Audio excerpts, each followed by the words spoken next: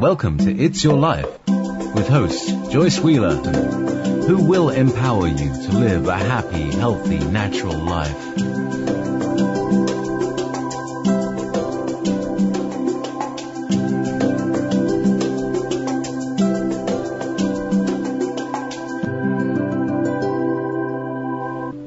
Welcome, everyone.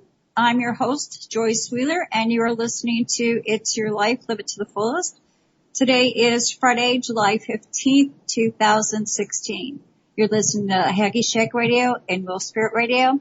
Please remember that we're listener-sponsored, so click that donate button and show us some love. Today, my guest is Jennifer Hough.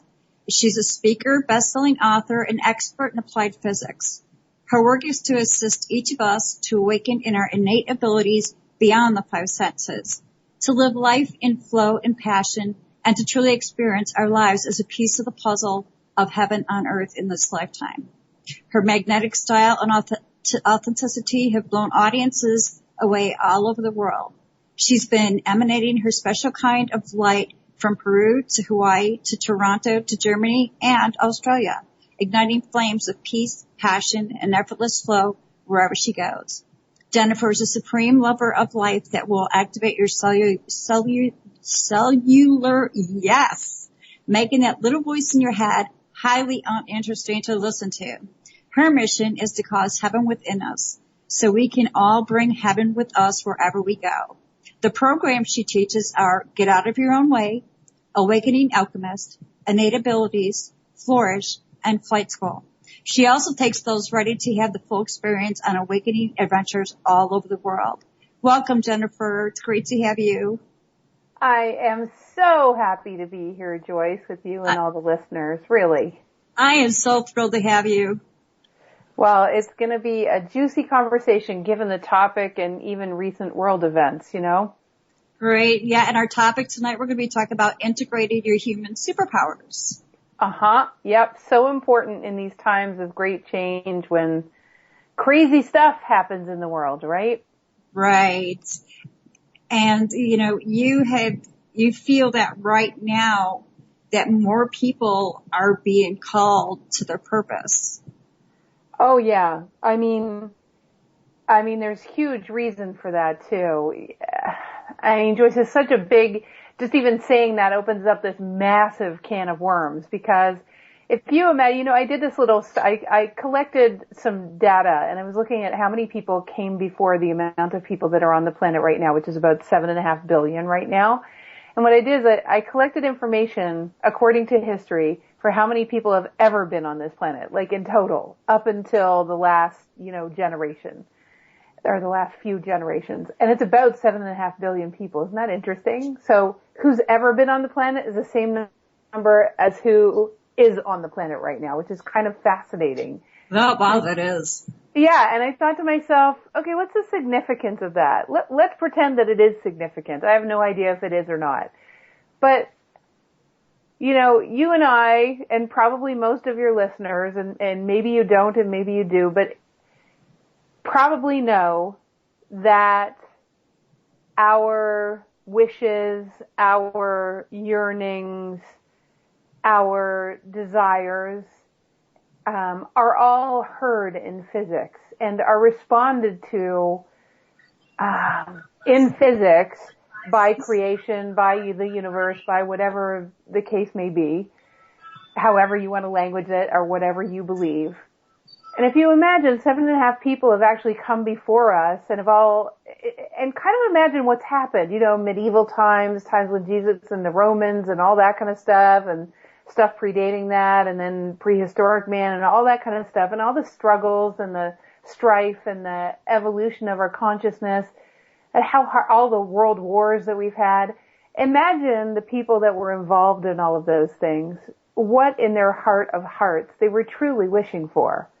Because if you were either on the, let's say, perpetrating end or victim end, no human being wants to either kill another fundamentally, nor do they want to be hurt by another. So Right. There's this underlying, how do we get to that place of harmony? So imagine that 7.5 billion people, before we ever got here, were already without knowing what prayer or intent or any of that is, we're already emanating the possibility that the world could be a different way. In fact, I would say that most people that we work with all know that harmony is possible. They just don't know how to get there. Right. And, right. Harmony in their own lives then begets through 6 degrees of separation and also a fractal universe, meaning a universe where every pattern affects every other pattern. If you move a molecule of water, you move the entire ocean because one molecule affects it all. So it's the same kind of universe.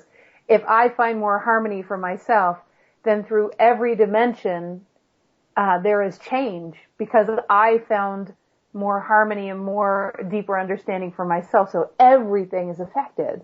So when we go back to your comment, which was, really around, the whole idea of, what's going on the planet, what's actually happening, why are most people being called to their purpose? The answer to that is this. The asking of 7.5 billion people in a fractal universe has been heard through every dimension, has been heard through every lifetime we've ever lived, and at some point, a tipping point had to have been reached.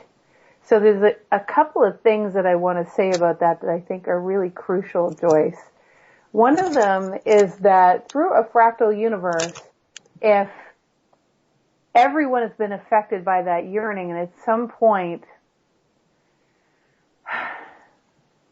about 17,000 years ago, human beings really chose to start to give their power away to things they didn't understand. So like creation, gods, things that looked like they couldn't really, there's no scientific or otherwise explanation for them.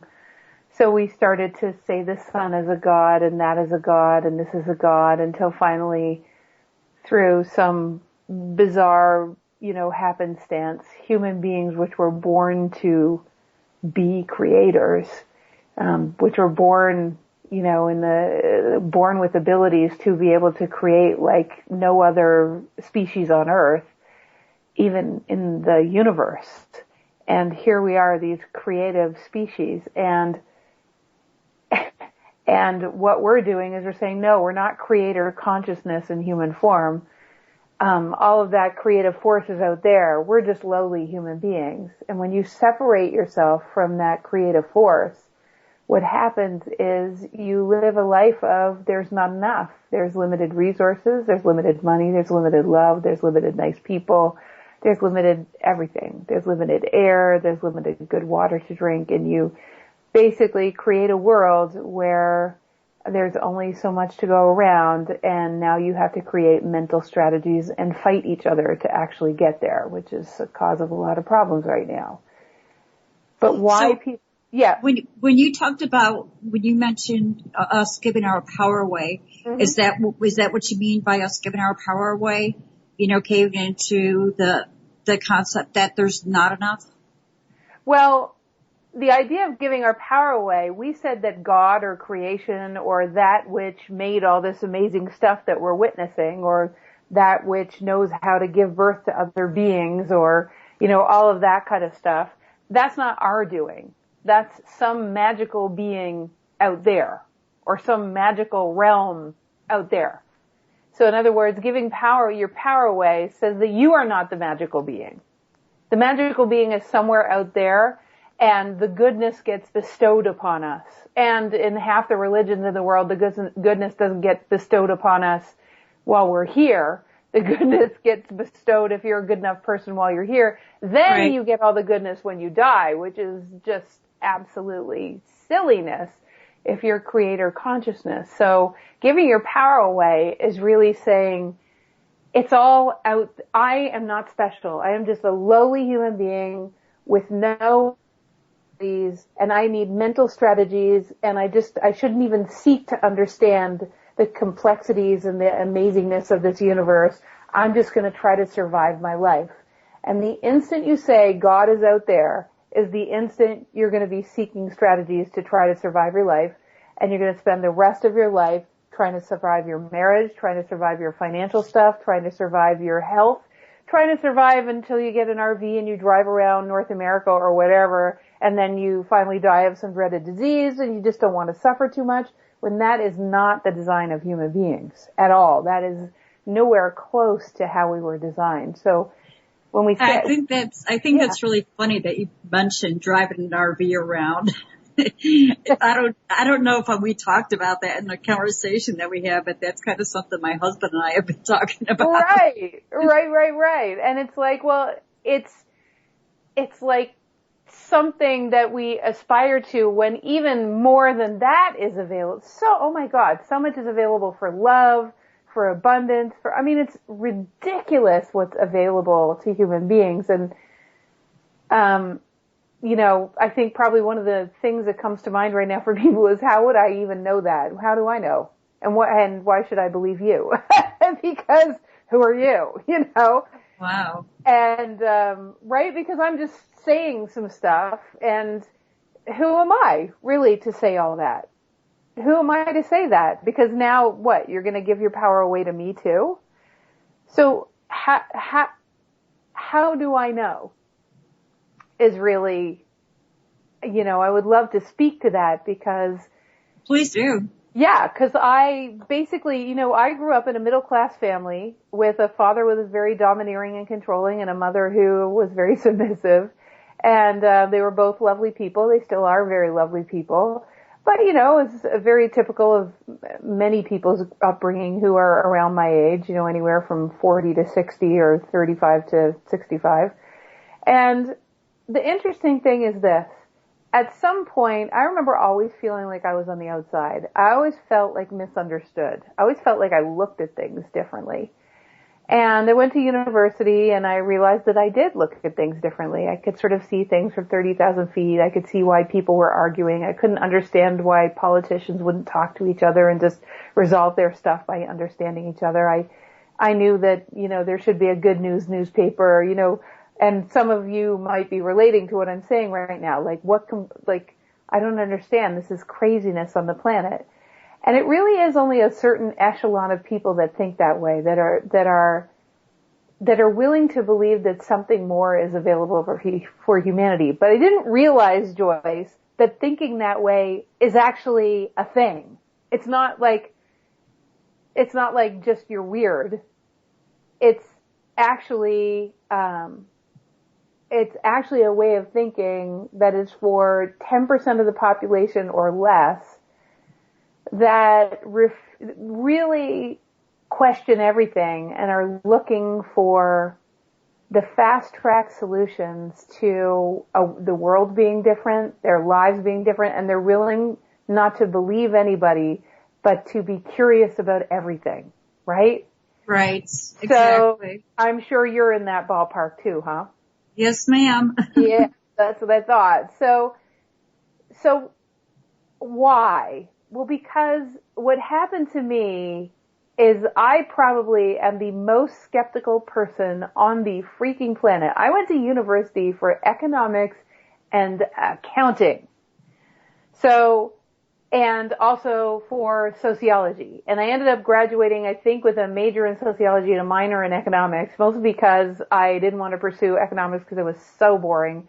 And I ended up graduating from sociology because it was so cool. And so what happened to me is I ended up working for a major multinational company, and I was a purchasing manager, and in the middle of a performance review, I just had an instinct to leave. And I'd never had one of those weird instincts before, but I just knew. And I said, I have to leave. And she goes, what, to go to the washroom? And I said, no, I really can't work at the company anymore. And she said, why? And I said, I can't. There's something more my life is called to. And I didn't even know, it was the first time I even had the thought. It was the middle of a performance review. So it was very weird. Wow. So then I went to live on a sailboat because that's all I could afford. So I lived on this little sailboat, and I got really sick because I don't want to bore people with the details, but I basically had to finish the bottom of the boat. with a bunch of epoxy and some bottom paint, and I didn't use the right protective gear, and I could have killed myself, and I didn't even realize that was true. I sort of did it invincibly. So that was my first foray into holistic nutrition after spending about $30,000 on all sorts of other modalities to try to get myself better. I ended up going into holistic nutrition with absolutely no knowledge of it whatsoever, right? Sociology and economics, like no knowledge of biology, anatomy, like nothing. So what ended up happening is I saved my own life. And people started seeing that, you know, at 30 years old, I looked like I was 20. And at 40 years old, I looked like I was 30. You know, it's like, what are you doing? And so I developed the largest holistic practice, a nutrition practice in Canada. I actually had a huge, huge practice because I had this passion that I saved my own life. But what I didn't realize is I still was getting migraines once a month instead of 8 times a month. So I'd healed, but it came across to me one day, it's like, why am I doing 4 cleanses a year? Why am I taking this many supplements? Why do I have to restrict my food down to probably about 1/10 of what's available to the rest of human beings? Aren't I a divine child of an infinite universe? Shouldn't I be able to be free? And if I am creator consciousness in human form, shouldn't I be able to do this? And I started getting wakening dreams. It was sort of the next stage, like stage 2 of saving my own life. I started getting wakening dreams, Joyce. And remember, background is multinationals. I have no crunchy granola-ness in any of my history with my parents. They're very practical people. My father is an entrepreneur and my mother is a teacher, you know, a gym teacher. So, you know, I have no tree hugging in my background. And all of a sudden I'm like hearing voices and having wakened dreams that are so real I can't even imagine it.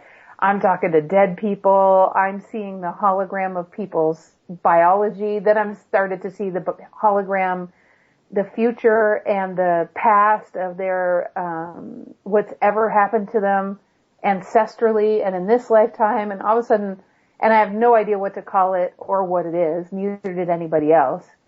And it was pretty freaky. It really, you know, I wasn't sure if I wanted to stay on the planet anymore. Wow. But, you know, it was a really super big deal to me. And it was like probably about 15 or 20 years ago now probably 15 years ago. And so for me, it's applying the knowledge that I got told in those wakened dreams, which are really about who we are and the fact that we have multi-dimensional, we do. Every human being has at least 24 superpowers that lie in codes, that provide us with the ability to intuit, provide us with the ability to see energies, provide us with the ability to commune directly with nature, to talk to our pets and animals. All these things that people think are gifts that other people have are actually abilities that every single human being has. And even by giving our power away to the people that we perceive have the gifts, by virtue of that, just like we give our power away to something great and awesome in a throne up there in the sky, even if you give your power away to a psychic or anything, what you're doing is you're saying, oh, you have that ability, but I don't. And after working with tens of thousands of people all over the world, but first and foremost, always, because I'm the hugest skeptic ever, actually working on myself and doing what I was told in those dreams and coming to integrate with those what we call human superpowers or innate abilities, as I started to activate those codes through me, what happened is I could do all of those things, all 24 of them. And I'm like, holy crap. You know, I really thought, first of all, thank God I didn't have a crunchy granola background because I really would have thought it was for only special people. But fortunately, I didn't have that background that got in the way of me kind of downloading all the information. And it was very clear to me that this information was not to be used so that I could become someone who was, you know, of course I'm a seer. Of course I can, you know, when it serves, I can go future and past and see holographically and look at energies and orbs, and of course, yes. But the point was not for me to do that for everyone and get some TV show and do all that silliness. It really was to activate all of those superpowers so that everyone could catch up to who they really are. And the reason is, if we full circle the conversation, you and I at the beginning were talking about why are so many people being called to their purpose? Right. Like, what's going on there? Well, so many people are being called because for the last 17,000 years or so, human beings have started to give their power away to something out there. So they've had all of this, what people call junk DNA and parts of their brain that they don't use. And it started atrophying 17,000 years ago because we stopped using it, because all of those superpowers made you more godlike, and we were taught that that was bad. In fact, you're going to hell if you are psychic, right. Or you're going to get burned at a stake, or you're going to get hung on a cross, or you're going to get, you can't be like that. So right. I actually talked to a neighbor of mine the other day, and I was talking about you, and she said, doesn't the Bible say that you're not supposed to involve yourself with people like that? Right. Sure. And, well, my reply to her is that, well, you know, the Bible's been toyed with, so who knows exactly what it is. I mean, at the same time, Yahushua said you could do all these things and more. So what did he mean when he said that? As far as I can tell, he's telling them, you can heal people, you can walk on water, you can do everything I could do and then more. Jesus said exactly that. Yeshua said exactly that. That you could do all of these, that you are made in the image of God. He was made in the image of God. We absolutely have all of those. That's all Jesus was doing. Let me show you how we can heal people and the world and our hearts and our souls.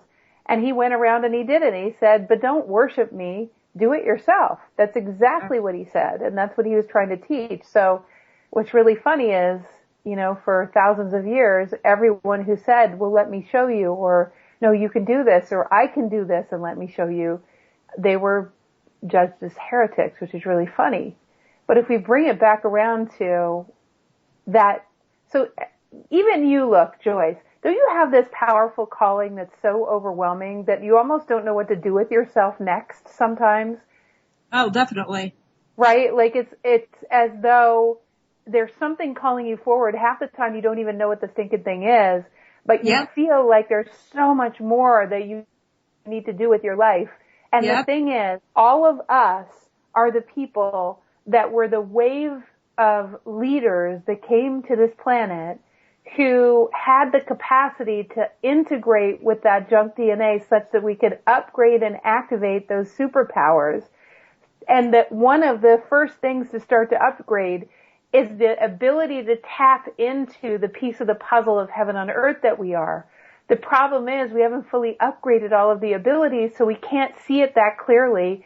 And we also haven't upgraded the other 23 abilities, so what happens is we don't know exactly what to do, because the ability to see energy, the ability to feel what's going on in consciousness, the ability to know what's going on with others so that we don't feel a victim of them, and we can actually change the energy of any situation because we instantly know exactly what to do. Everyone that's listening has had moments of those things, but it actually should be our default way of being. Like, just imagine that that is just your default way of being. You literally live in your knowing. You're like a walking meditation. You don't need to meditate anymore because you're going direct with consciousness. You're bypassing the protective mechanisms. You know what to say to your sweetie pie when you're in a challenging situation and you're having a fight every time. You know how to do it in cosmic timing so that you're not doing it from reaction because your little girl is hurt. You're actually doing it in cosmic timing, watching the magic unfold of the two of you come together because you're using your innate wisdom rather than the reactivity and the lack of clarity as your guide. So all of these are your superpowers, and it makes life so much easier. So the reason we're being called, the reason we feel that calling is more accurate. The reason we feel the calling to our purpose, even if we don't know what it is because slowly but surely over the next 30 to 50 years, we're all going to get upgraded with these abilities. no matter what. Some people are even going to leave the planet over it because they don't understand themselves. They don't understand. I just talked to a 22-year-old girl this morning. She's so sensitive and she sees so much and she feels so much. And all of the psychiatrists say that there's something wrong with her. She's broken and she needs fixing. And this morning we had the most amazing conversation. I said, do you see this? And do you see what that plant over there is doing? And do you feel what's going on with your mother right now as you and I are talking? And do you see that lady driving? And she knew everything that I could see. And I said, sweetie, you're not broken. You're just before your time. Good for you.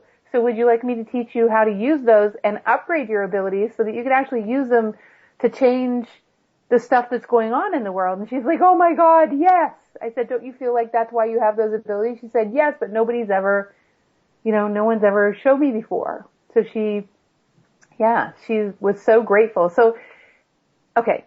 So Joyce, I think one of those, again, it's sort of one of those things that people understand, sort of, but we don't understand.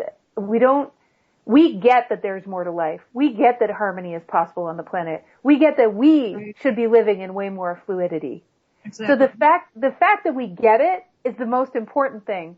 But how do you do it is based on those superpowers and innate abilities. Otherwise, what we're doing is we're inventing it as we go without any help. And one of the things our ego has done has said, why don't you do it all by yourself?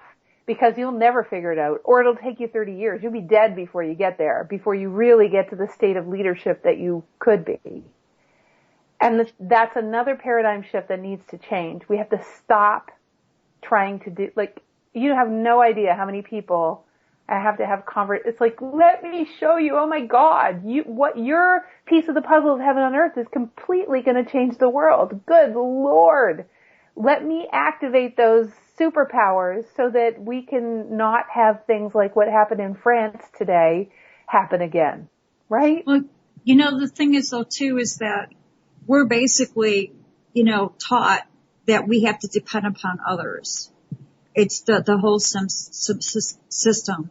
You have to go to school because you can't teach yourself. You need somebody else to teach you. Right. And then you have to get a job because you have to work to support yourself. You have to bust your butt 8 hours a day to make your money so you can, pay for all the stuff that they tell you you're supposed to have. You have to have a house. You need 2 cars and you need this and you need that. And well, just to confuse things, you're so also bombarded. Yeah, well, just to confuse it all, Joyce, then you're told, but you're on your own because no one's really going to look after you like you will. Yeah. You're by yourself, so you better listen to your own instincts and stuff because ain't no one else going to help you. So it's like conflicting messages when the truth is, when you rise of all of those, okay. So if you can imagine, Joyce, okay, this is what I call awakening schizophrenia, okay? So if you can imagine, over here on the left is what we're no. Let's do it under and over. Let's imagine that under a certain point, under a certain line, okay, we're going to say that everything below that is the shoulds, musts, and have-tos that human beings have tried to strategize and put together for the mind to try to survive. You with me? Yeah. So everything you just said, you need the cars, you need to get a job, you should go to college, you should blah, blah, blah, blah, blah. All of those, you need to be a good person or you're not going to go to heaven. It's like all of it. You need to be a certain weight or you're going to die early. For God's sakes, don't smoke, the whole thing. Okay? So there's everything below that line is a paradigm. It's a matrix. In fact, it's very similar to The Matrix, like the movie. Right. And we're going to say that everything above that line, I call it above the cloud, where the sun is this place where your wisdom lives and where what happens is very nonlinear, right? So it would be like, stuff like, when I went to, I was telling this story the other day where I went on a plane and I said, okay, universe, show me. Let's have fun. Show me how nonlinear it can be. I tried to get a first class seat, couldn't, wanted to upgrade. I knew it was going to be inexpensive. And the lady pointed to this guy and she said, that guy over there took your seat. He said he got the last first class seat and I stuck out my tongue at him. So then I'm like, oh, that's so annoying. And so I went and sat down. I said, I'm still playing the game, universe. Universe is just smiling at me, right? And we go to load onto the plane, and I knew that the baggage thing was going to be completely full. So I put my bag while the flight attendant wasn't looking right in the first class, area because I knew it was going to be able to go anywhere. And I looked to my left, and this lady was sitting there with a doggy, a little puppy dog, right? They allow dogs on planes? Well, it was a therapy dog because unbeknownst to me, okay. this woman had a migraine. So it was and I thought, oh my God, how great would that be if I sat on a plane and I had a puppy on my lap? I would love that. So I walk back to 21C. I sit down and no, it actually was 21B now that I think about it. It was in the middle because I'm 5'10" and I'm like a big person, and to sit in the middle is like my least favorite place to sit. So I'm sitting there like grumbling, right? Like stupid universe. and I'm like, but I'm still playing. So what happened is the dude that had that seat happened to be the dude that had the seat beside the lady with the dog was the guy that got the last seat that I stuck my tongue out. And he walked back to 21B and beside me there was a nice gentleman and he said, that's my law partner, and we need to discuss a case before we get to wherever the heck it was I was going, San Francisco or whatever.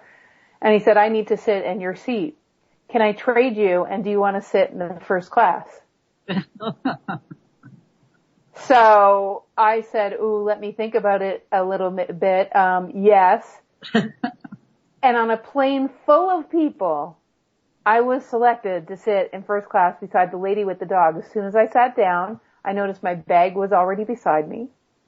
Wow. And the little doggy in the lady's lap jumped onto my lap, and I rode on the rest of the flight with the dog in my lap. Wow. That's awesome.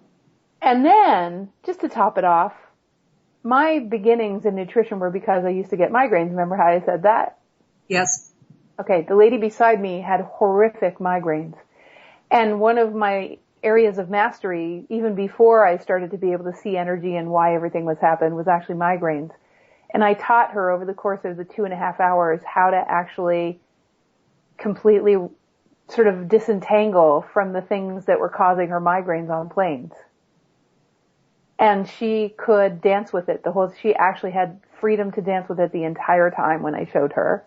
And then she asked me to speak at the migraine conference the head injury conference that she was going to, and they would pay me $5,000. So that was my... Awesome. But that's when you're using your human superpowers. That's just how it is, Joyce. That's above the cloud. Okay, above that line, it's non-linear. None of that made sense. I couldn't, even the idea of intention and law of attraction goes completely out the window. Because it's not intention. I didn't intend any of that. I attracted it, but I attracted it because I was willing to play, and I attracted it because if it wasn't through intention or prayer or whatever, I didn't pray or intend any of that to happen. There's no way I could have even dreamt it up. It was so much better than what I could have dreamt up. It was ridiculous, right?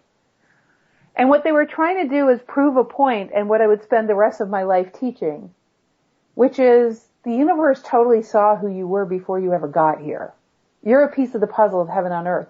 Your skill sets that you've ever had in every lifetime, everything you've ever lived through every experience you've ever had, even in this lifetime with your parents, with what happened to you, all adds up to this powerful now, even in this conversation. And the important thing to know is, if you are a piece of the puzzle of the unfolding heaven on earth, that means that you're a bridge from where humanity has been to another place. And the more you bridge your life into the harmony that's possible by embodying those abilities and living in the kind of flow I just described, like every day, all day long, what happens is you're opening portals for tens of thousands of other people to be able to do the same, because if it's possible for you, In a fractal universe where one drop can affect the whole ocean, if you shift and you open a portal, you just affected the entire ocean of people by opening up that possibility for all. So now we go back to, why are so many people, go back to the original question, why are so many people being called to their purpose? Because in order to actually reach the tipping point where people don't kill people because they feel like they're not heard, they're not listened to, they're not understood, because they feel like someone else is taking away from them. They feel like the universe is limited. They feel like they don't have their superpowers. In order for this whole planet to change, it has to change one person at a time. And everyone, or at least there would have to be a critical mass of people that would have to realize that our enoughness is not up for question, and that there are no limitations to resources. We are the abundance. If an acorn can grow to an oak tree, anything can happen. Right. I believe that. I don't believe that we have limited resources, and I do believe there's an abundance out there. It's just my thing right now is, how do I access that? Well, that's the point, isn't it? I think everybody realizes that we're unlimited. Having the belief that we're unlimited is a start. Right. But actually activating, like, how do you actually fly? Like, how do you live above the clouds consistently? How do you permanently change the way we embody our experience on the planet such that we show up entirely differently for consciousness? Does that make sense?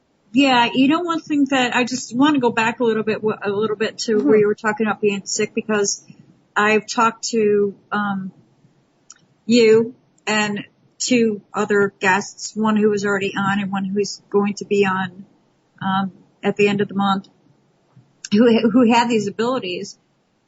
And, the thing that I see that you all have in common is that you landed up getting sick. And all of a sudden these things were revealed to you. And I don't know about you as far as this goes, but I know the other two people, they were kind of like pushing them away, being like, no, I don't necessarily want this. It's okay. Oh, dude, I totally didn't want it. Okay, so that's 3. But here is the thing. I don't want people to be mistaken.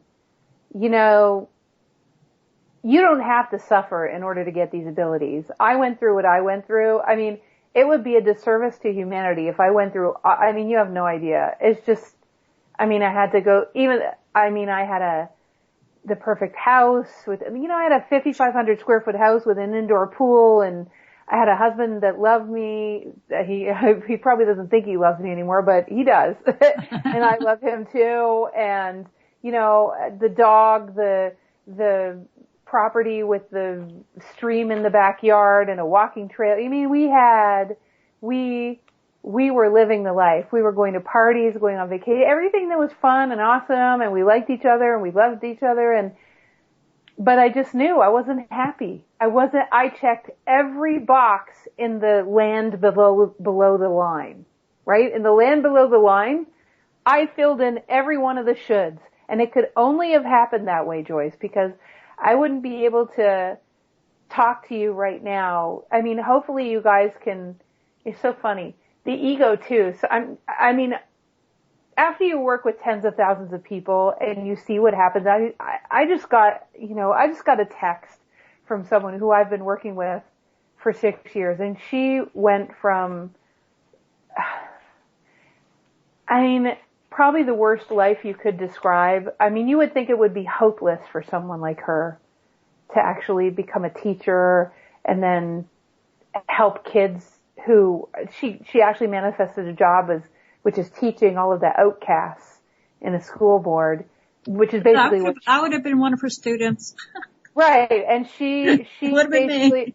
Yeah. So she was horrifically abused as a child. And, here we were texting back and forth, and I love her like a sister, And I knew it was possible for someone, I mean, if you can bridge that and thrive, then you can bridge anything.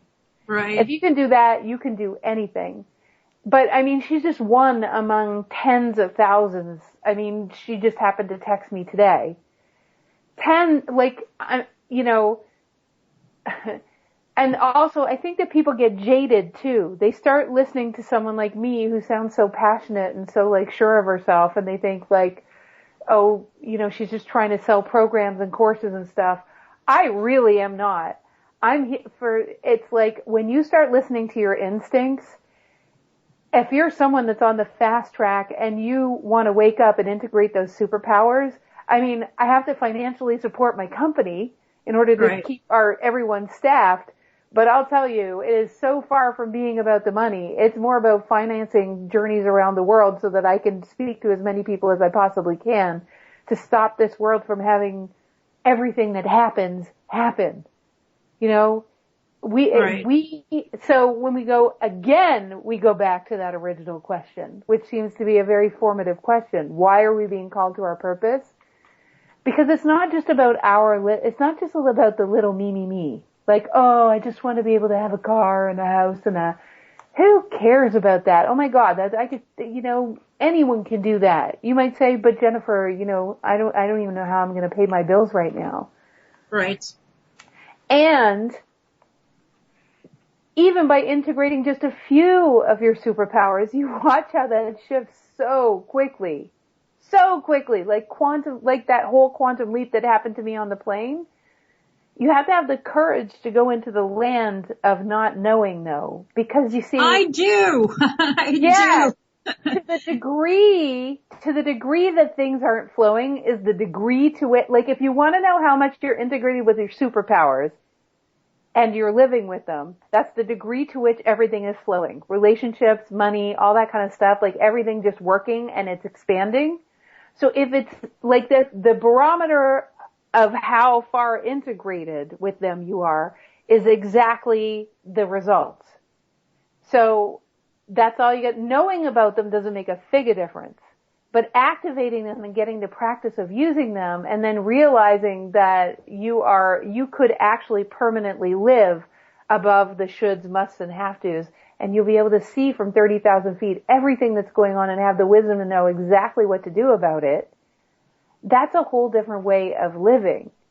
And we can all transcend it.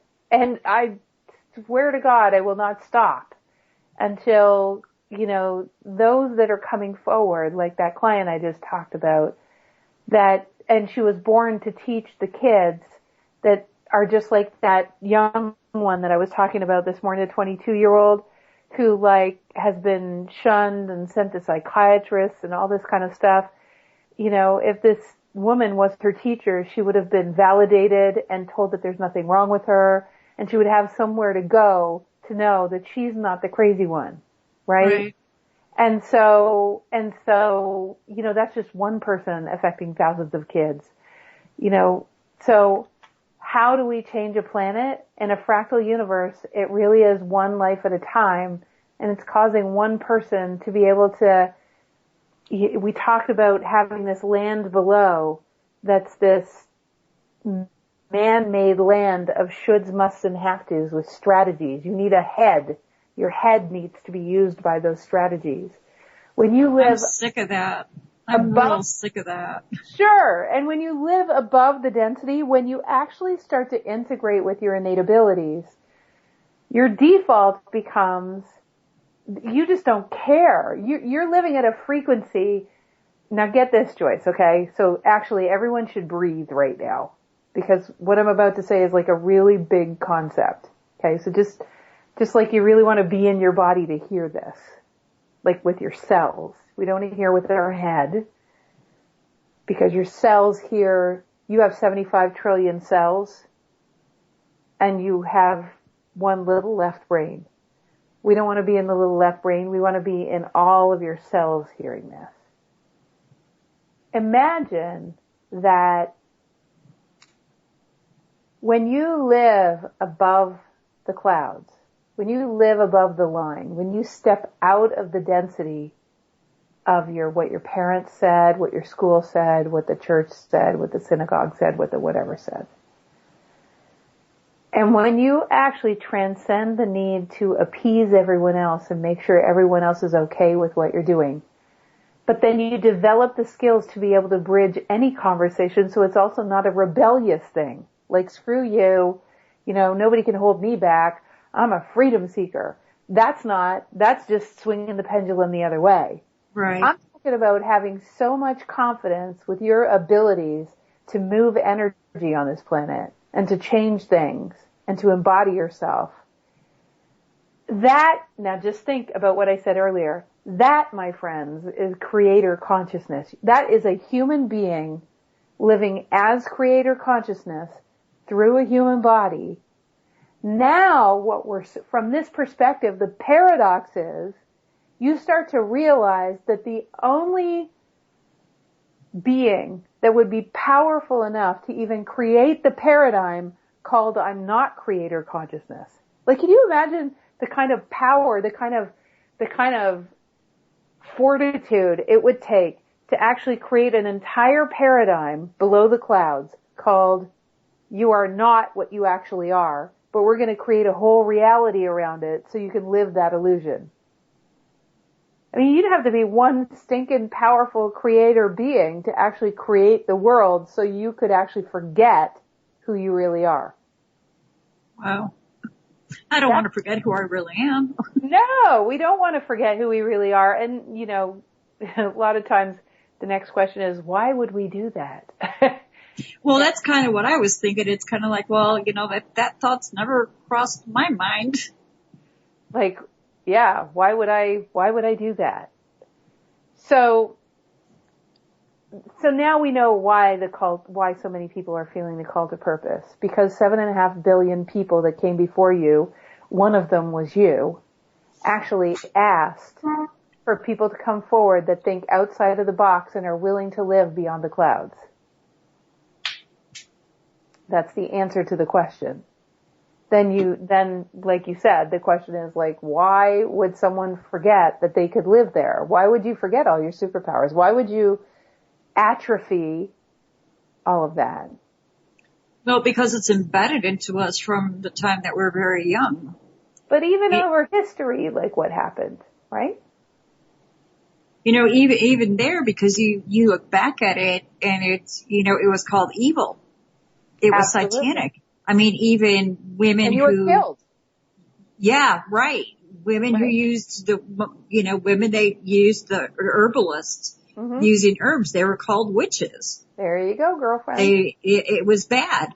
I mean, even at one point I had a bunch of crystals, and when I got involved with the church, it was like, oh, that's New Age, that's bad. Yeah. And I'm just like, excuse me. And as time went on, I was going, wait a minute. The Father, the Creator, gave Aaron a breastplate that was inlaid with crystals. All kinds of crystals. There's crystals all throughout the Bible. Sure. And you're telling me that this is evil? This is wrong? It's paradoxical a little bit, isn't it? I'm sorry? It's kind of paradoxical, isn't it? It's controlling. It is. It's controlling. It's like, I feel like when I look back at things now, when I see how things are now, and I look back at my life and the way that I was and the things that I felt, I'm just like, I was stifled. Like everything about me was stifled. It was like a jack in the box. You're stuffing it in the box. No, you go down in there. You stay there. You don't come out. Yep. Yeah, you should be. I want you to be the way that makes me feel comfortable. Right. Or the way that I want you to be. Right. I want you to be. Right. So that order is maintained. See, order is maintained, but then everybody survives. But there's a cosmic order. But they don't survive. Well, they barely survive, right? And there's a cosmic order to things that actually has everyone live a nonlinear life where the entire universe is orchestrating it as long as we show up in the present moment and do what presents. It's one of our superpowers, is to be able to know what's presenting in the moment and actually listen to that, which supersedes the shoulds, musts, and have-tos.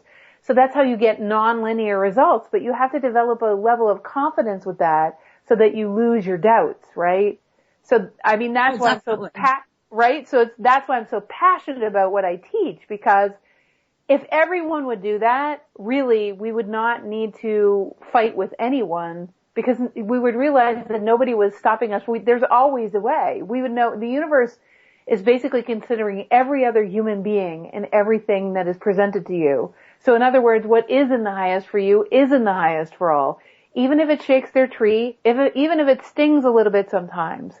But when we rearrange a planet back to its natural order as opposed to its man-made order below the clouds, it's good. People don't like change. Well, egos don't like change because egos will... I like change. Change is, to me, I know a lot of people don't like change. Mm-hmm. I embrace change because I feel that I have an opportunity to learn something, to experience something more than the same old that I've been living in. I don't want to live in the same old. I want something new. I want change. I want things to change. I want things to be different. I don't want them to stay the same. And I think other people actually feel the same way too. Well, let's be careful because, so can I tell you about a little experiment that went on? And I actually learned this in my social psychology class. You ready? Yeah. Okay. So in my social psychology class, what I learned, I think it was even Social Psych 101. I think it was like my first class. They even brought in a hypnotist, which was really interesting because the power of suggestion and stuff was very cool to watch. But there were two studies I remember. One of the studies was about an elevator, right? And how if you have someone put in the elevator already who's facing the wrong way, like the door, acting as if the door is on the other side when you get out, that the chances are that, some relatively high percent that the second person that gets in will face that way too. Yeah, I can see that. Then what they did is they put two people facing the wrong way. Okay? There's almost 100% chance that the third person getting in the elevator is gonna... So just think of the implications of that. All it took was two people facing the wrong way, and the other person will face the wrong way. And that's because a lot of us are followers. We're just looking... and not only that, but we don't trust ourselves. We don't trust that. Now we're back to our innate abilities. You see, I even say, what if we went beyond trust, Joyce? What if we just knew? I mean, it's hard to grasp, but again, if we just breathed, it's like, I'm going to trust. There's a huge difference between saying, I'm going to trust that this doctor is going to do a great job on my knee operation, and saying, I know this doctor is the right doctor for me because my knee is going to be better than new. But it's not something I say because that would be intention. I mean, you actually really do know it in yourselves. What if you walked around with that degree of knowing so you don't even have to trust anything ever again? That's what I'm saying. Right? Well, and I mean, we get those feelings, like what you're talking about, the superpowers, that we have. We can feel, and, maybe it's that energy that you're talking about. But I know I've been in situations to where, I know I'm supposed to do this. I don't know why I'm supposed to do this, but I'm gonna trust what I feel, and I'm gonna go ahead and I'm gonna do it. Right. And it's like, yeah, go ahead. It's like after my first husband died back in 2004. Mm-hmm. And we had, Social Security coming from him being disabled it was back pay. So long story short, I was told to go to Kauai, and I argued about going to Kauai because I didn't want to go. Landed up the first time I had ever traveled by myself without a male companion with 3 children with me to some place I had never been or even wanted to go. But I went because I was told to go. Uh-huh. But if I had not gone, I would have not have met my current husband that I have right now. Right. So it's just really amazing. So that was scary for me. That was real scary for me. I stepped out and went, fine, if this is what I'm supposed to do, then I'll go ahead and I'll do it. I don't know why I'm doing this, but if this is what I'm supposed to do, then fine. And again, it was a scary thing to do that. And I think a lot of us, that uncertainty Yes.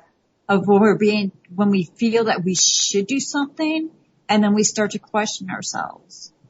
Well, not knowing, or we let the fear interfere with what we really think we're supposed to be doing. Well, let's do another delineation then, Joyce, because there's an important distinction that you're talking about. So imagine a human being's natural state is to live in that kind of flow. You wouldn't even have fear. You just know when you go. Do you see what I'm saying? Right. Like, I didn't resist what was happening on the plane. I just went with it. I went with the whole thing. And it was hilarious what happened. Right? Kind of like, it's awesome. Yeah, it is awesome. And every day is like that for me. It is my natural state. Now when stuff happens that's against the flow, I'm shocked. I'm like, wow, what was I doing? Like, where did I have my head? Today. So, this isn't about presence.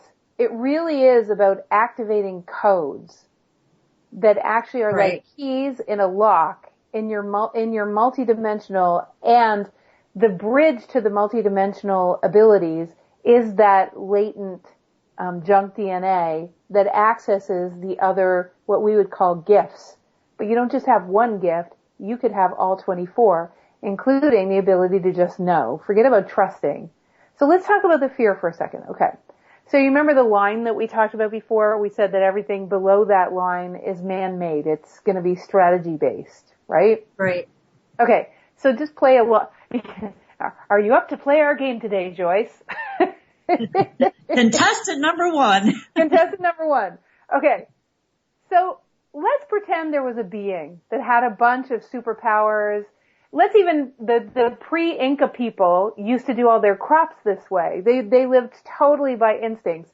Even the Druids didn't even need to talk because they communed with each other the same way they communed with nature, which was without words, because they just knew what was going on with each other. Get what I'm saying? Oh, sure. My husband and I kind of have that connection. So now, that's a totally different world than the should, must, have to, everyone's out to get each other, limited resources, I need to get my piece of the pie world, right? Because that world just flows, doesn't it? Right.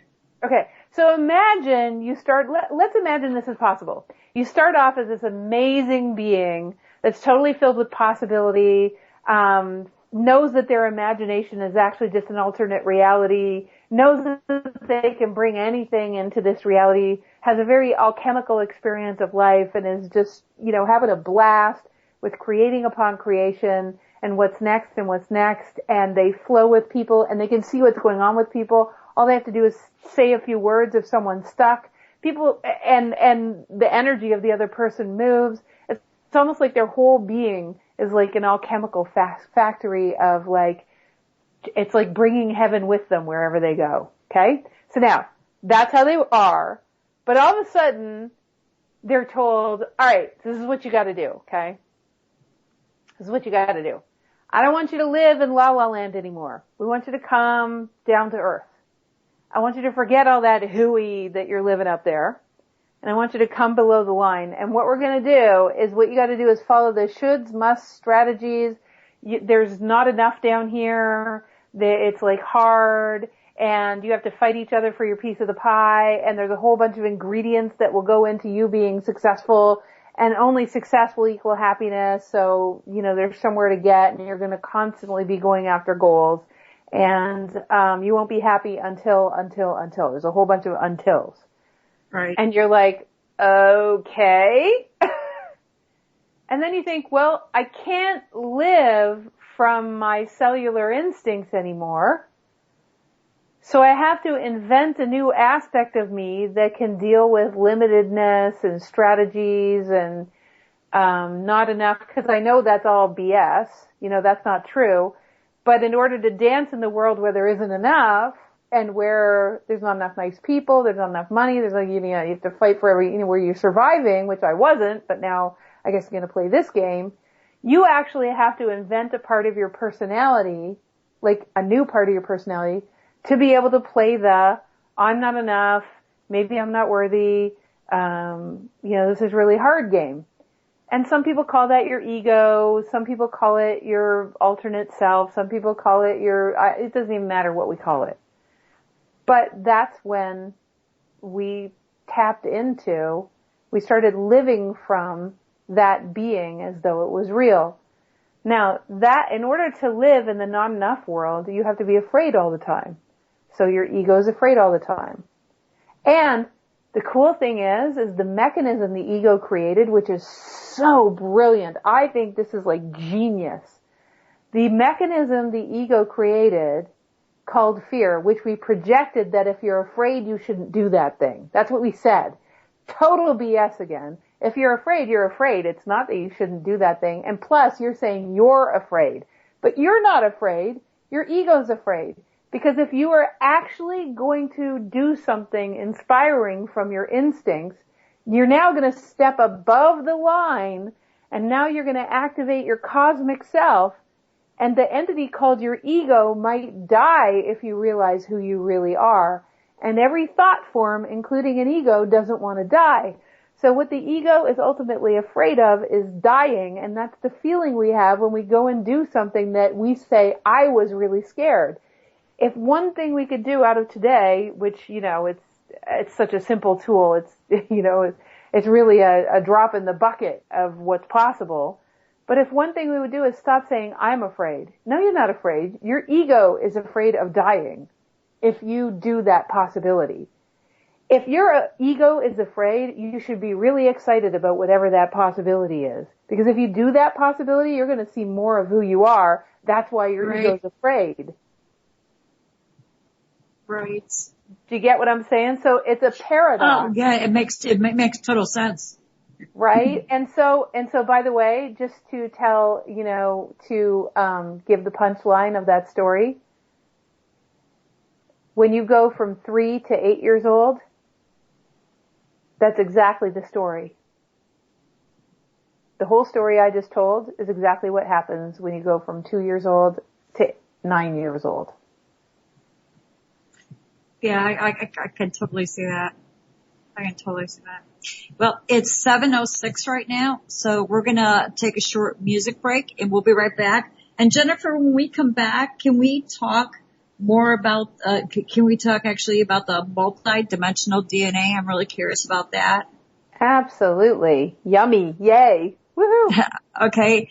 We're going to take a short music break, and please stick around and join us. I'm here with Jennifer Hough, and we'll be right back after this break. Welcome back. You're listening to It's Your Life, Live It to the Fullest. I'm your host, Joyce Wheeler. It is Friday, July 15th, 2016. You're listening to Haggy Shack Radio and Will Spirit Radio. Please remember that we're listener sponsored, so click that donate button and show us some love. And I am back now with my guest, Jennifer Hough. Jennifer, are you back with us? I sure am. Before we go on, I'd like for you to give your contact information. If people want to contact you, where can they go to? If people want to contact if they want to get through to me directly, they would go through Sonia, and that would be the email would be lightworker@thewideawakening.com. If they want to find out more about what we do, it's thewideawakening.com. And so that's where they go. I actually recommend, Joyce, just thinking, we just did two webinars that are free to everybody. One of them was about the DNA of receiving, and the other was about transcending self-sabotaging patterns. And the best, you can actually find those at thewideawakening.com / we did a special page for your listeners called / Wolf Spirit. Oh, yeah. How cool is that? Yeah, so if they page down a little bit, they'll actually see the two webinars that we did. I think they just give their name and their email address, and then the page will open up and away they go. That is so awesome. Yeah. our listeners really enjoy Facebook, so you want to give your Facebook contact? Oh, cool. I love Facebook too. Yeah, sure. My Facebook is, thewideawakening.com / let's see, Wide Awakening. Wide Awakening. So if they wanted to search for you, what would they search for? You could do Wide Awakening. So you could search that, or you could search Jennifer Hough, obviously, for sure. Could you spell your last name for listeners, please? Oh, sorry. Yeah, I always forget. Okay, if you think of my last name like rough and tough, right? You spell it O-U-G-H. So my last name is H-O-U-G-H. And where did you say, I'm looking on your website right now, where did you say that page was just for our listeners? It's / so you go thewideawakening.com / wolf spirit. Okay, so it doesn't actually come up on your sites. No, it's not on our site. It's actually on a page by itself. Okay, cool. Gotcha. Okay, understand. So, that is still totally cool. Yeah, it is. So yeah, and I would totally recommend checking out Jennifer's webinars. I mean, she's amazing to listen to. And, go to her website, check out her programs, what she has to offer. And, contact her and let's everybody unlock that DNA so that we can live the life we were created to live and we can live on earth the way that we were meant to live on earth. Let's all live in peace and harmony. Sounds good to me. So let's talk about this DNA. Well, let's see where to begin. So probably I should start with my crazy, stupid journey. So, I didn't know biology from Adam. I didn't, when I first got into nutrition, it was almost like, I was so ignorant to what was actually happening in my body, even though I was reading this book and doing everything it said in the book, and it helped me so much, this book, at the time. And I'm thinking that how invincible you get when you're 28. You kind of think like, oh, I read one book, now I know everything. And, right. But I felt so much better that people started coming to me as a nutritionist. So I had to start studying because people were coming to me with things I'd never heard of, like, ulcerative colitis and, multiple sclerosis, and I had no idea. So my schooling didn't start with going to school. My schooling started with going to the School of Life and researching the tree shakers and the people who thought outside of the box and really understanding why all those things happened. Later I went to school, but it started with that. So my foray into biology was very practical. It's like I really wanted to know how the human body worked. And then I had practical applications. So it wasn't like an intellectual someone teaching me. It's like I had a reason to learn this and I was trying to help someone. So what happened was that I started to be able to really understand human biology. And then, like many of your listeners, maybe some of you know about Bruce Lipton. So this is like 15 years ago. I had met him and I had talked to him and he was such a lovely man. Later on in life, I was on an advisory board with him. And it's just like, it was my first understanding from someone who was a geneticist that in fact, your biology is directly impacted by how you look at life. That in fact, what plays out in your body has much more to do with how you think and how you perceive life and how you perceive yourself than anything related to, like, what's in your DNA only gets triggered by the biochemicals that are a result of the way you perceive life. So the perception of life matters way more than what's in your DNA. So now I'm like, okay, that opened a huge doorway. And that was the beginning of me having there's a couple of catalysts. One was seeing someone with a incredible brain tumor scare the life out of me because she was having terrible migraines and I was still having 1 a month instead of, like I said, 8 a month. And I thought, maybe I have a brain tumor. So I just looked up in the sky and I said, universe, or whatever is out there, you better show me how I transcend this and what the heck the issue is. And that night I saw that was the beginning of the Wakened Dreams about the fact that we don't just have double-stranded DNA. I started to see that we had, it doesn't look like the twisted ladder. That is three-dimensional DNA. We can see that under a microscope. But we also have what science calls junk DNA that actually builds bridges.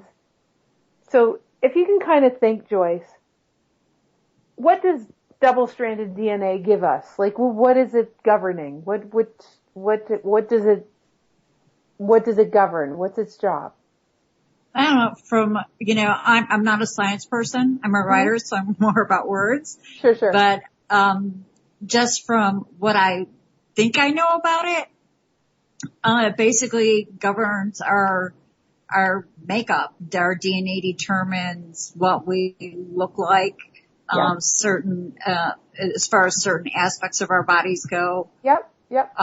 What we, I don't believe disease is inherited like we're told. It's like, oh, well, it's in your DNA. I don't believe that, so I'm not going to say that.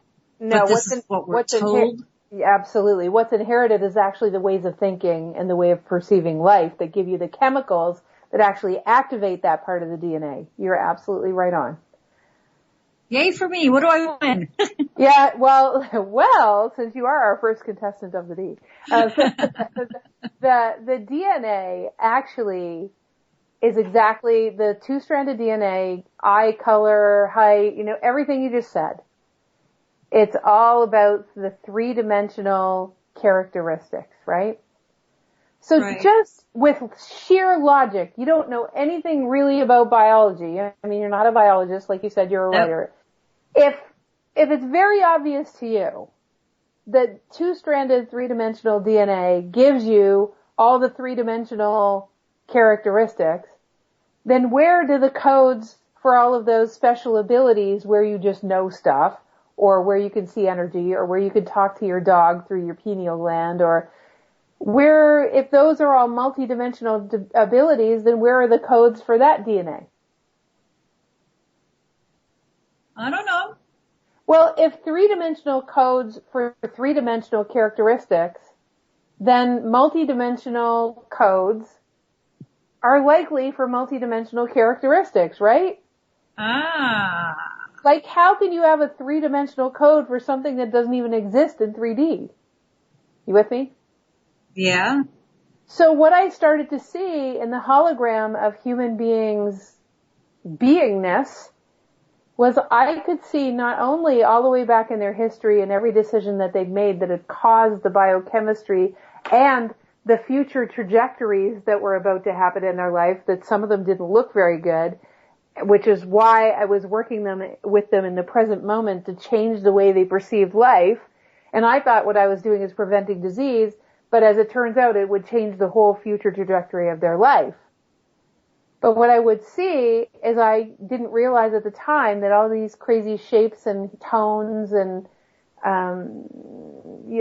beautiful sacred geometries and everything, because I had no reference point for them, all these things were actually activating the abilities of these people, the abilities that were associated with the piece of the puzzle of heaven and earth that they are.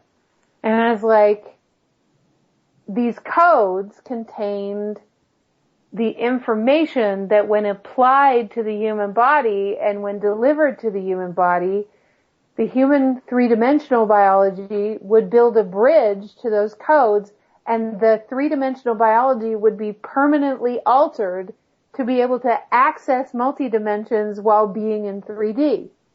So now you're permanently being rewired to be able to live in a more fluid way. That's exactly what those codes do.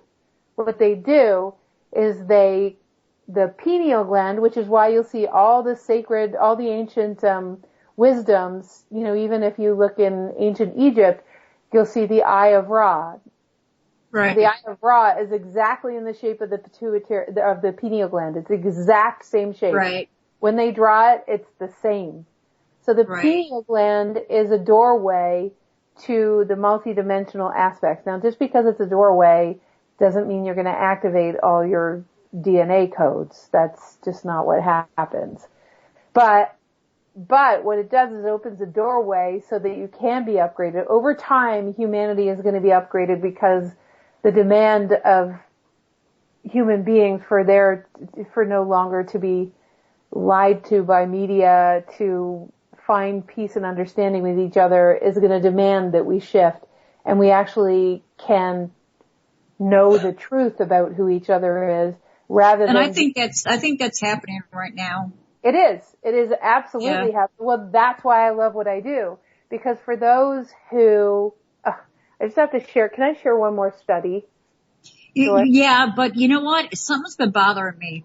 What's that? Go ahead. There's some comments in the chat room that I just want to point out to you. Sure. Well, it's not really bothering me, but I was just, some things I found that were interesting. As one of the listeners said, my dad used to say, we worry the right amount of time, just about the wrong things. And then somebody else said, me too poor to pay attention.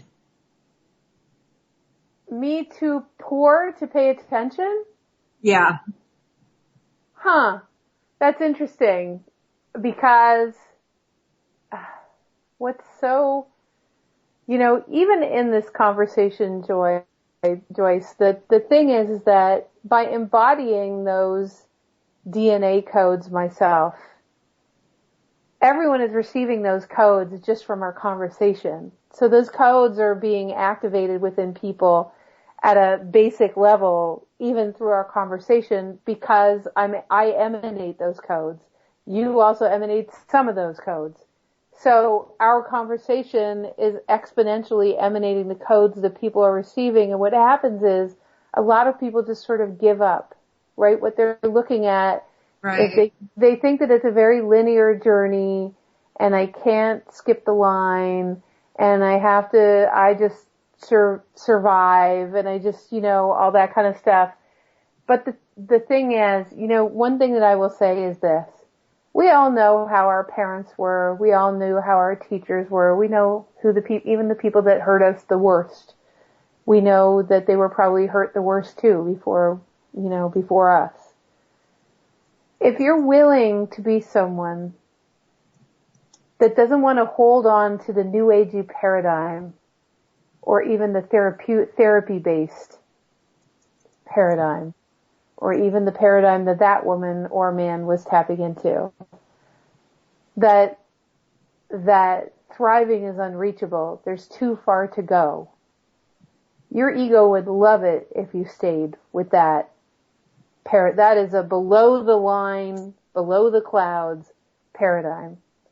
And the truth is, above the clouds, you can make quantum leaps that just snap you out of stuff that you thought would never change. It doesn't mean that there isn't a journey. It doesn't mean that there aren't things to learn. But in these times of great change where there are people that are living and really struggling, like really, really, really struggling. It was interesting because just now I was kind of in the chat room when I had mentioned to you that somebody had said me too poor to pay attention. Colleen had replied and she was like, it's just a joke. And I had said, I know, but the universe doesn't know the difference. And then she said, the universe doesn't have a sense of humor. Well, it is funny. It is funny. But there are people that really, it's like they really feel that way. Right, but I've been told that we should watch what we say because the universe doesn't know the difference between what a joke is and what isn't. Well, who is the beautiful person that it's kind of funny. I'm too poor to pay attention. So I want to speak to that because I actually want to challenge what you just said, because the playful way that person was saying that is not like what she said was not an issue at all for the universe. The universe knows she's playing. The universe doesn't listen to what you say, Joyce. It listens to remember how I told you before, how we were sharing before, that the universe doesn't give a crap about your intention. It actually, what it cares about is the spirit with which you emanate the truth of who you are. It cares about how much love you emanate. It cares about the possibility you live in. And if the words you're cracking a joke, like that beautiful person is cracking a joke, the spirit with which they're saying it is sort of like, it breaks energy with things getting too serious. I crack jokes all the time. Right. And that's actually, that's the energy of what she said. It's not a like dense, horrible. So if you look at the energy, and forgive me for using the word Trump, but the energy trumps, you know, I try to avoid it at all costs. The energy, can't imagine why. Yeah, the energy of what she's saying actually trumps, the words. Cause that's not gotcha. that is not the energy behind what she was saying. I always felt that way too. You know, like what you're saying, it makes more sense to me. But I've heard so many speakers say, excuse me, watch what you're saying because the universe doesn't know the difference between a joke and when you're not joking. Can I share something else? But like what you said, I always thought it was the energy. Yes, please do. But didn't we say it's time to know what we know? And I just said something that you already knew, but someone else said it who was a teacher. It's like going into the elevator, right? And isn't it great that I got to validate something that in your heart you already knew, right? Because of course your energy about what you say trump. So if, for instance, someone said, oh, don't use the word God. It has so many connotations to it. I said, are you kidding me? Someone like me using the word God is the best person to use the word God ever. Because when I use the word God, I sure as heck don't mean the guy on a throne somewhere judging us all. I mean an infinite, loving, unconditionally wide open, let's say, aspect of consciousness that is like your biggest fan. You know, like that's what I mean. So that's the energy I'm emanating when I say the word God. I'm going to use God all the time, right? So it's like, yeah, but it's associated with church. I say, not for me, it ain't. So, and it still is because I've met lots of ministers who are breaking the rules and like going way outside of the lines. I mean, I just met an Anglican minister, a woman the other day. It was just like amazing. So even the polarity that we have about church or about whatever, that's got to stop too. Because there are some amazing rule breakers and tree shakers from within those institutions because the whole world is shifting, and that includes, one of my last clients, we do a year-long program, Joyce, called Flight School. And there was a vice president of a bank in flight school talking about getting out of their own way, cosmic energies, innate abilities, and his whole life is sent on a new trajectory because he learned about the so like, hate to tell you, it's like we have to include everybody. We have to include everything. We have to infuse those words with new energy instead of, people say don't use the word can't. Well, I hate to tell you, if something's not in my highest, then I can't do it. So I'm using the word can't. Well, that's even like when we talk about our finances. I tell my husband, don't say we can't afford it. Don't say we have the money. Say it's not in the budget. It's not in the budget, but at the same time, you could say that, we could do it, just not right now. Well, and I like that a whole lot better, but as I told you from our first conversation, I'm working on him with his vocabulary, so. But again, remember about the vocabulary. That can drive someone nuts. It's the energy with which you say it. It's not the words.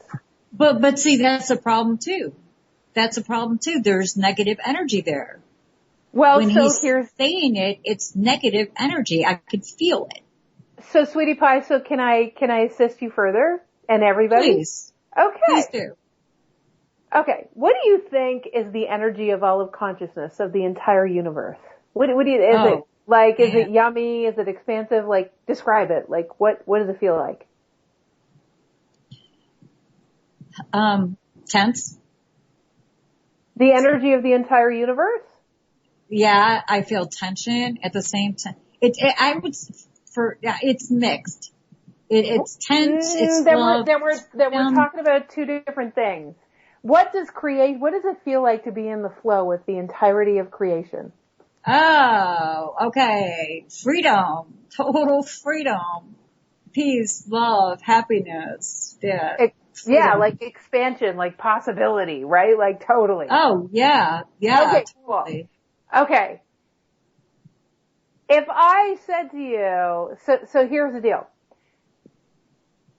Is the energy of being in the flow with the entire what do you think is more powerful? Being in the flow with all of that energy or actually pinching off that energy? What do you think what has more creative juju?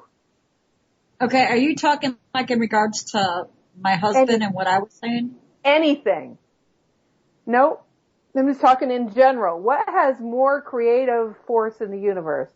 When you're in the flow with that expansive, yummy, delicious energy, or when you're actually pinching it off? What do you think can create more? When I'm in the flow with that energy. So how much energy when you're like being negative or being perceptively negative, by the way, when you're just being a little bit overcautious and just kind of confining yourself, it doesn't have a lot of creative energy, does it? No. Okay, cool. Okay, let's give it a number. Let's say would it make sense to you if we were even conservative and we said it had 1,000 times more energy to be in flow with the entire universe? Of course, it has infinity times the energy, but we're just going to say 1,000 times, right? Yeah. Okay, good. How much does it actually matter that someone is negative then if one person is in the flow? Can that other person really stop them at all, ever? Wow. That's true. That's so true. It's actually a waste of time to give power to someone pinching off. Actually, it's a total waste of time because you're actually giving energy and you're taking yourself out of your cosmic flow, which is the very thing that keeps you going anyways. But that's so hard not to do sometimes. Because you're giving your power away to... I knew you were going to say that.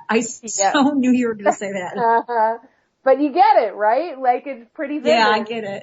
It's like they can do whatever they want. They have nothing to do with your vortex, dude. You're a vortex. You're your own vortex. And the cool thing is, you'll trump them every time anyway. So it really doesn't matter what they think. Your energy will supersede theirs all day long. All right, so let's get back to the DNA thing. It's already 7:36. Do you realize that? How did that happen? I know. We have less than a half hour. So let's talk more about the multi-dimensional DNA that you say that it holds the key to our codes. So, okay. So we have within us little aspects of our brain and of our cells. We have 75 trillion cells. That's of those cells. That's 10,000 times the number of people on the planet is the number of individual cells you have in your body. That's a lot. Yeah, so sure is. Those individual cells, think of how 7.5 billion people get along on the planet. Or don't. Now think of 10,000 times that same number of individual cells getting along in perfect harmony. Which do you think is living above the line? Your cells or human beings? Right, of course. Because they are communing and doing things for you right now as we speak that you have no idea how to tell them to do, and they're doing like millions of things per second that if they didn't do any 5 of them, you'd be dead.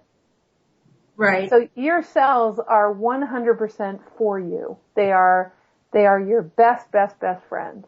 So now, those cells were designed originally to be able to bridge through to the multi-dimensions, which is why all those ancient cultures really revered the pineal gland.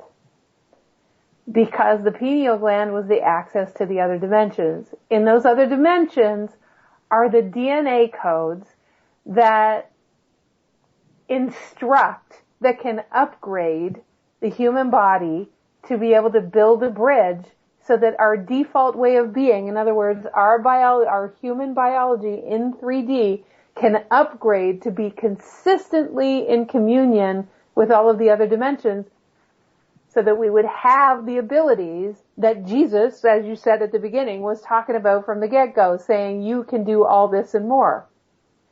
Well, what he was talking about is your innate abilities. You can do the healings and all those things that he talked about, of course. The thing is, people, what we have to stop doing in order to keep those portals open is stop polarizing each other. When people see what's possible and what I have been able to do, when people start to experience that, they start to put me on a pedestal, which is exactly what I don't want, because I'm not here to heal them. I'm here to teach them how to do it themselves and to integrate what I was shown in those waking dreams is how do we actually upgrade everybody so everyone can have all of the innate abilities that would serve them in the highest in their life, so they can get on with living in their flow and in their abundance and be the example and emanate those codes themselves, so that we exponentially activate the rest of the world by all of us upgrading. This is so if you could give everybody one tip as to what they could do to activate the DNA, what would it be? Well, we could, you mean one step of it, right? Yeah. One thing, one step of it. So so just to give you a perspective on what I'm about to say, because we really should put it in perspective. There's several things that are parts of truly doing this, not in a cowboy sort of way, but in a way that causes permanent cellular shift, and you just change your default. So the stages are, first of all, what we say is the most amazing stage is to be seen the same way that the entire universe saw you before you got here. So in other words, if you're a piece of the puzzle of heaven on earth and 7.5 billion people dreamed you into being in a time of great awakening when all of humanity is going to sleep, you must be pretty magical and pretty important, because the universe dreamed you into being, or you wouldn't be here. Your parent is not your parent. Your parent is that which dreamed you into being. They were just the vessels through which you came. So now, what happens? The first step is to see yourself as that. That's the first thing that activates you living above the line. Because if you can experience that firsthand, now you're onto something. Okay? So, we do a program called Get It Out of Your Way. The whole thing is about that, and then integrating with some of the innate abilities. It's like activating the truth of who you are so you can never go back. Right? And then transmuting it. So that's the first step, which we could do one of the activations from. Okay. Yeah, so ask me though. I was just curious because, again, listening to all the speakers I've listened to, they all talk about we're spiritual beings having a human experience. I believe that we chose to be here during this time. Hello. Okay. I'm just wanting to make sure, because you had talked about, that we were basically created by our parents and, because that's what they wanted. So, but I'll tell you, I'm sure they didn't want what they got when they had me. Yeah, no. I'm not saying that. No, that's the exact opposite of what I'm saying. I'm saying that your parents did not have very much to do with it, aside from the fact I misunderstood. The entire universe dreamed you into being. Your parents are not your parents. The universe is your parent. You were dreamed. How did I hear that? How did I hear that the opposite? I have no idea, but you have skill sets and characteristics and geniuses from past lifetimes that met exactly with the criterion of the kind of bridge building that needs to happen on a planet that actually had people forgetting the truth of who they were. And you were dreamed into being, if you're listening to this podcast right now, for sure, magnetically you came to this podcast because you were dreamed into being to build bridges for others, remembering at some point in your life that you are not what everyone else said you were as a human. And at some point you're going to have to believe God, the universe, creation, over all those other people. Because either creation is right, that you are a magnificent being and that's why you're here, or fallible human beings who've forgotten who they are right. And if you want to keep believing them, that's fine. But, you know what's funny? Funny? Is that you're talking about that, and it's like, I spent my whole entire life proving to people that I was not what they thought I was. Uh-huh. But not pleasing them. Not pleasing them. Not being like, oh, I'm going to be what you want me to be. I've never been one to conform to anybody. But I've always been like, kind of like, I'm going to show you. I'm going to show you. You know, I have a purpose. I'm more than what you think I am. Well, and the cool thing is, by doing that, is you understand that you have the capacity to activate that everyone isn't who you think they are. They aren't even who they think they are. We all are much more. And so, you know, that's less than 5% of the population. When, you know, after Hitler, had the war, there were a bunch of scientific experiments that went on, and one of the experiments was, they wanted to figure out why someone would follow, a charismatic leader, like why people would do that, because if they could solve that or fix it, somehow that would never happen again. And so they did this experiment whereby a guy in a lab coat who wasn't even a doctor, took part in an experiment where, you know, an actor then was on the other side of an electrical shock, and the person administering the shock was actually the subject of the experiment, which was to see how much of a shock a regular human being would administer if someone in a lab coat told them to keep amping up the shock level. Now, of course, the actor wasn't really being shocked, but they were acting like it was being amped up. Right. And it didn't matter how much the actor screamed. For 95% of people, because the doctor told them to amp up the shock, actually it was 93%. 93% of people, do you realize that for 93% of people, they would amp up the shock to a factor that would actually kill a human being? Wow. So we got to understand that most of the rest of the planet, and maybe even you might even admit to yourself that's like, I probably would have been one of those people.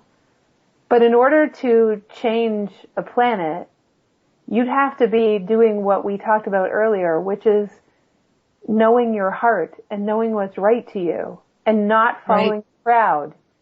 All of that stuff, which is what you were just talking about. And now we're talking about innate abilities. Well, how do you know what you know? How do you get so instinctual that you couldn't possibly be told what to think by someone else?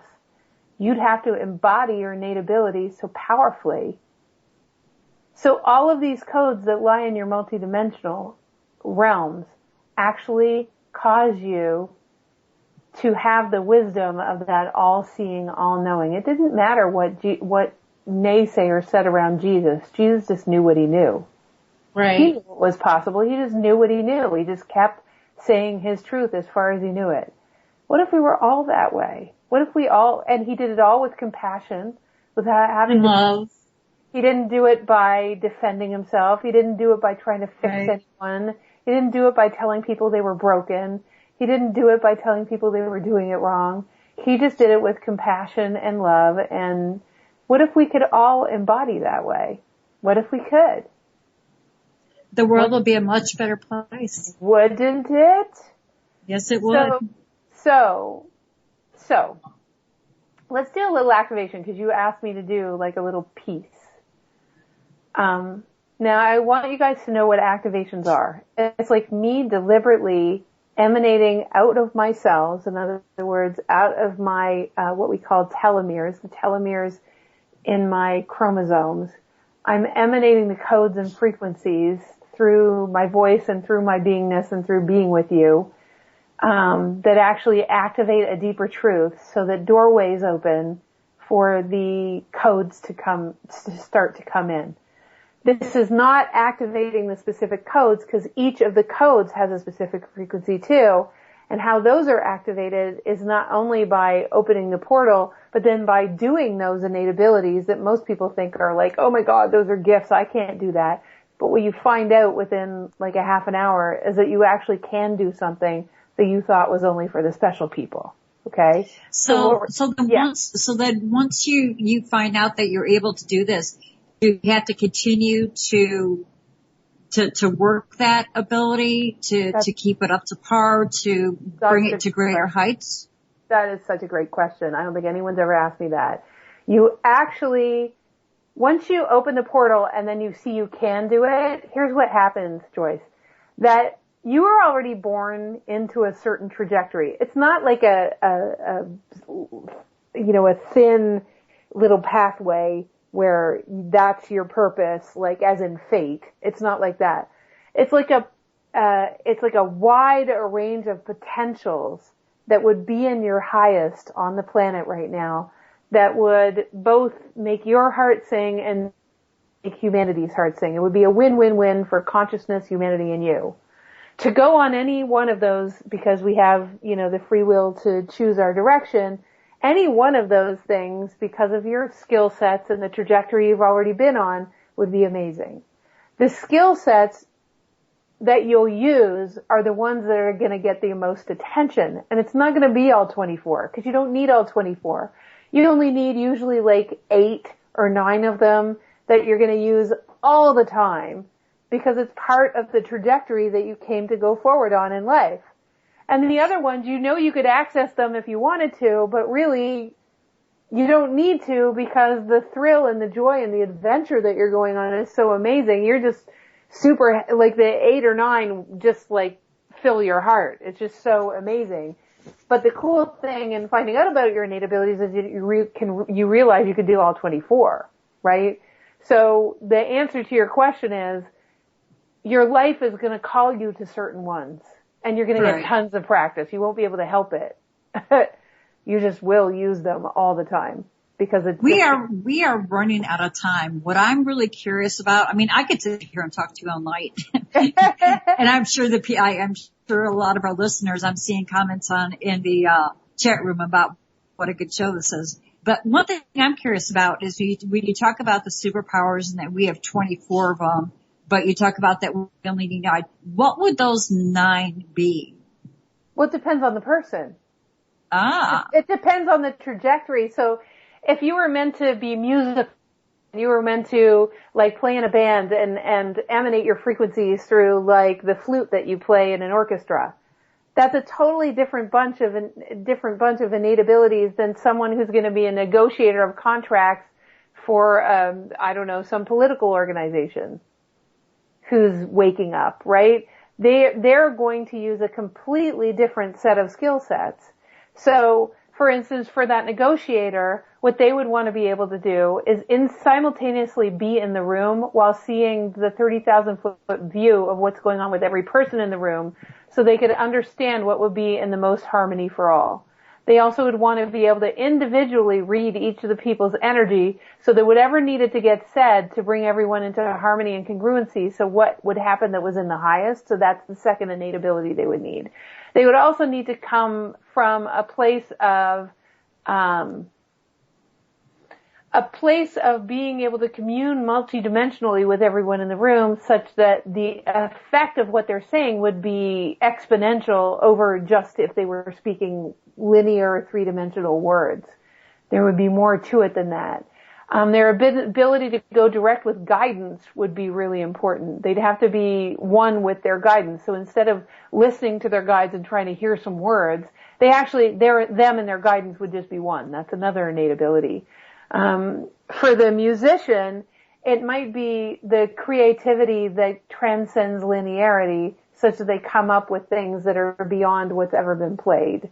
The next thing is, again, they might cross over with the guide thing too. I think most people going direct with your guidance instead of waiting to hear some voice from the sky, which is so, old school. It's like very slow track.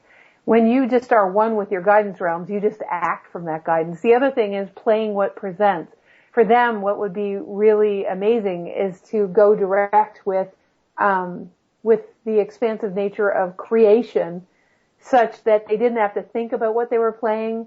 They just played what would be most beautiful by going direct with consciousness. So what we call that is doing what presents rather than thinking about it. You slow down the process when you think about it too much. Can you see like the difference of the innate ability? Oh, yeah, totally. I'm totally feeling that.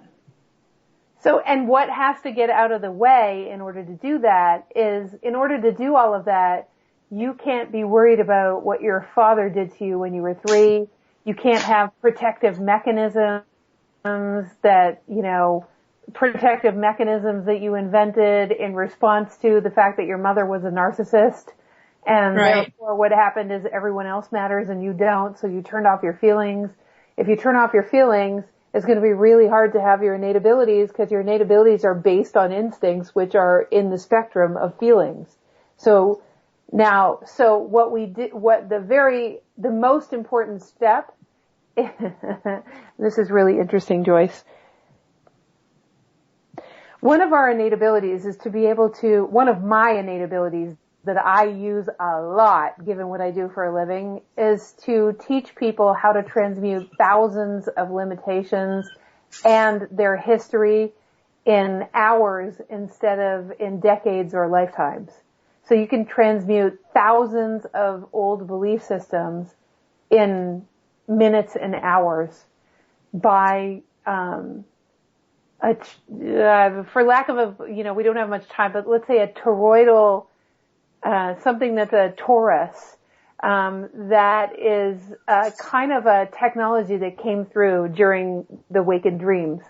That technology is part of our innate abilities, and I use it all the time and teach people all the time. In order to be fully present to your innate abilities, you can imagine that you can't have all the filters from your past there, or what they do is they pinch off your ability to flow directly with consciousness because you're afraid that someone's going to judge you, or you're afraid that someone's going to reflect that you're not enough, or you're afraid that you're lovable, or you're afraid that, what you're saying is stupid, or all the fears that we have. In order to transmute those exponentially, consciousness already invented tools to be able to do that so that you don't have to spend the rest of your life working in coaching sessions or Reiki sessions or doing EFT and tapping or doing, whatever technique. It actually is possible to do hundreds and thousands of them at once, depending on where you are in your journey. And if you can do that, you can actually get on with being the piece of the puzzle of heaven on earth much faster. Just the reason I'm saying that is because I want everyone to open the portal to that being possible for you. To step out of the old paradigm that you have to work I don't know how many people that are listening to your show that are really exhausted with analyzing every little thing that ever happened to them until they're blue in the face, and yet still the patterns come up. And what I'm talking about is that within our innate abilities, which is what you actually, in Get Out of Your Way, the program the flagship program that we teach, we literally, that's what we show you, is transmuting all of that. And then you carry it with you wherever you go. You can do it all day long, every day if you wanted to, but every time something comes up, you can get rid of every little piece that's associated. So that is possible. Just talking about that possibility opens up the portal to it happening for you. So you want to really us even talking about our innate abilities opens up the portals for those innate abilities, right? It doesn't help you. It's not an integration, and it's not actually doing the innate ability, but it is absolutely an essential step to getting there, right? It's paramount to getting there. So, it's all part of that journey back to ourselves. All of it. You know, it's funny because when you were talking about instances in our life that we keep rehashing or holding us back, I can still see that. My mom was like that. She had lost her mom at a young age, and her dad ran off with another woman. She was raised in an orphanage, and her grandmother died when she was young, and she was going to become a nun. She didn't become a nun, so she was being punished. Anything bad that happened, I'm being punished because I didn't become a nun. And it was just like, she would call me at 11 o'clock at night crying about my brother who they were having a tough time. But, you know, it taught me something. I was just like, I'm not going to be like this. I'm not going to sit and worry about things that are in the past and that I can't control. And even in the present, if I can't control something, I'm not even going to think about it. It's just, it's not worth it to me. It's too much negative energy and too much wasted time for me to sit and think about, you know what, Sharon over here, she misunderstood something and I said, and now she's mad at me. Well, you know what? That's not my problem. It's Sharon's problem. If she misunderstood something and I said, and I tried to explain to her what was going on and she doesn't accept that, then that's not my fault. I won't take that responsibility. Well, the cool thing about what you're saying is we even want to, so there's one little thing that I'm looking at your hologram, Joyce. So while I'm looking at your hologram, can we do one last thing? Yes, we can. What we want to do is we want to be free and clear that we want to have no entanglement with your mother anymore, because as long as it's entangled with your mother, which it is energetically, because as soon as you say something like, I don't want to be anything like her, I don't want to be like that. As soon as you do that, you just connected yourself with her energy, which means that instead of using your wisdom, which would sometimes tell you that it might actually serve to have some concern about something at some point or to have some awareness, if it looks anything like being like your mother, you won't have the freedom to access that way of being. So what we want to do is we want to completely disconnect it from your mother by saying, instead of, I don't want to be like your mother, what we want to do in the world of living above the cloud, because as long as you're entangled with your mother saying, I don't want to be with her, you've got a cord to below the clouds. What we want to say is, I want to perfectly do exactly what's presenting in every moment according to my highest wisdom. And that has no connection to your mother at all. It's not like your mother. It's just like Joyce. And what we want to do is we want to be as much like Joyce as is humanly possible. Can you feel the freedom in the way, what I just said? Can you feel? Oh, like totally. Okay. Totally. So that's the kind of paradigm shift that I'm talking about, is completely disentangling from all of that history in totality, such that you are totally free to be all of you. Got it. Unfortunately, we are out of time. I wish we weren't, but we are. Before we go, do you want to give your contact information one more time? Sure. I also wanted to tell people that we have a Get Out of Your Own Way retreat where exactly what we've been talking about is it's like, it is our flagship. We only do it once a year, and it's 13 people in a room with me, where we're in nature, we're on a mountain it's just amazing. And what I do is I actually witness and see the holograms of everyone, and we move through everyone, and each person's journey exponentially affects the other, and we create that torus, and it's just like the most amazing transcendence of your history and all the shoulds, musts, and have tos, so you can go on that exponential journey of coming above the clouds and see who you really are. So that journey is coming up, and right now, as of today, the last day for the discount on that program was actually today for all of my clients. It was a $445 discount. But what we did for you guys, listen up. Until July 31st, only for people listening in, we kept the $445 discount until July 31st, and you will see all about that retreat on that wideawakening.com/wolf spirit, where those 2 recordings also are. Go and listen to the recordings, because you'll get a little bit about the retreat too, but those 2 webinars are flipping amazing. So make sure you, like, whatever you do, just make sure you listen to them. They're so powerful. They definitely extrapolate on what we taught there about receiving. So go and listen. And if you want to find out more about the retreat, it's actually on the same page, and that $445 discount price is on that page, and that's just for you guys. Okay, so did you say that's Wide Awakenings? It's thewideawakening.com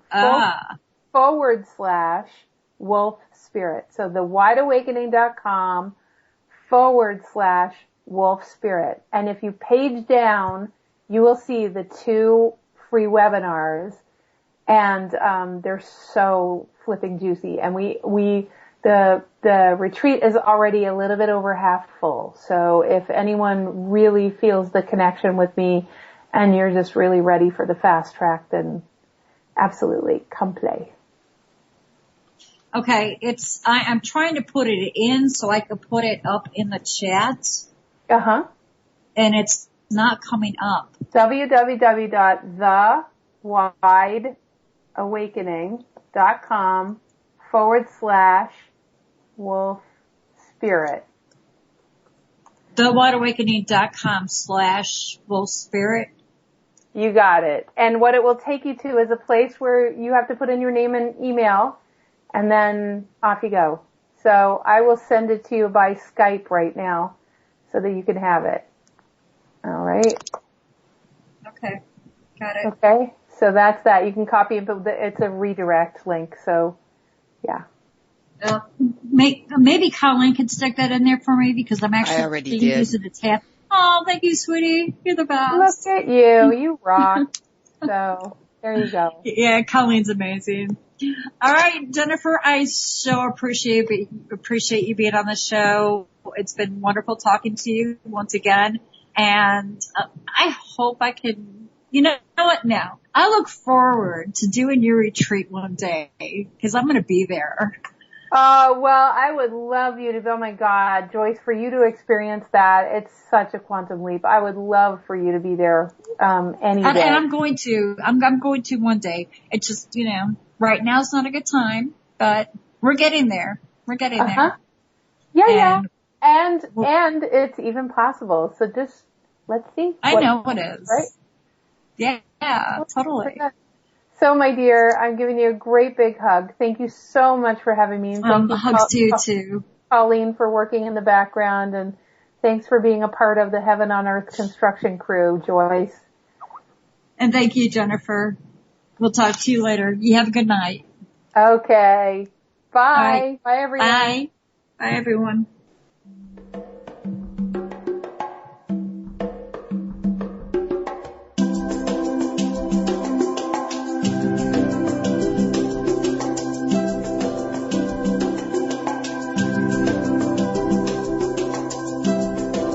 You're listening to Haggy Shack Radio at haggyshack.com.